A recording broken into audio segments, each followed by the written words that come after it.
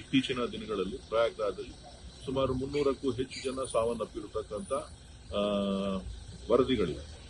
ಸರ್ಕಾರ ಅದನ್ನು ಮುಚ್ಚಾಕುವಂತ ಪ್ರಯತ್ನ ಮಾಡಿ ಯಾರು ಪ್ರಾಯೋಜಿತ? ಅದು ಬಿಜೆಪಿ ಪ್ರಾಯೋಜಿತನ? ಪ್ರಧಾನಮಂತ್ರಿಗಳಲ್ಲ, ಮುಖ್ಯಮಂತ್ರಿಗಳಲ್ಲ. ಸೊ ಹೀಗೆ ಕೆಲವೊಂದು ಲೋಪದೋಷಗಳನ್ನ ಮುಚ್ಚತಕ್ಕಂಥದ್ದು ಸರಿಯಲ್ಲ. ಇದು ಇವತ್ತು ಸಾಂತ್ವನ ಹೇಳಬೇಕಾದಂತ ಕಾಲ.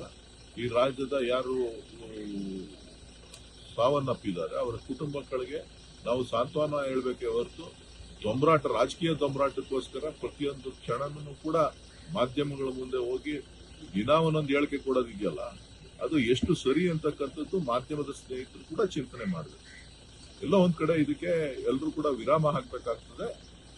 ರಾಜ್ಯದ ಪ್ರಗತಿ ಬಗ್ಗೆ, ರಾಜ್ಯಕ್ಕೆ ಆಗಿರ್ತಕ್ಕಂಥ ಧಕ್ಕೆ ಬಗ್ಗೆ ಚಿಂತನೆಗಳನ್ನ ಮಾಡಬೇಕಾದಂತೆ, ತಪ್ಪುಗಳನ್ನ ಸರಿಪಡಿಸ್ಲಿಕ್ಕೆ ನಿಮ್ಮ ಸಲಹೆಗಳೇನು ಅನ್ನೋದನ್ನ ಕೊಡಬೇಕಾಗ್ತದೆ. ರಾಜಕೀಯಕ್ಕೋಸ್ಕರ ಯಾರನ್ನ ಅವ್ರ ರಾಜೀನಾಮೆ ಕೊಡಿ, ಇವ್ರನ್ನ ರಾಜೀನಾಮೆ ಕೊಡಿ, ನಾಳೆ ಇನ್ನೊಬ್ಬನ ರಾಜೀನಾಮೆ ಕೊಡಿ. ಎಲ್ಲರ ರಾಜೀನಾಮೆನೂ ನಾವು ಕೇಳ್ಬೋದು. ಪ್ರಧಾನಮಂತ್ರಿ ಕೇಳ್ಬೋದು, ಮುಖ್ಯಮಂತ್ರಿ ಕೇಳ್ಬೋದು, ಅಥವಾ ಕುಮಾರಸ್ವಾಮಿ ಅವ್ರ ರಾಜೀನಾಮೆನೂ ಕೇಳ್ಬೋದು. ನೈತಿಕತೆಯ ಪ್ರಶ್ನೆಗೆ ಬಂದಾಗ ಸಾಕಷ್ಟು ವಿಚಾರಗಳನ್ನ ಚರ್ಚೆ ಮಾಡ್ಬೋದು.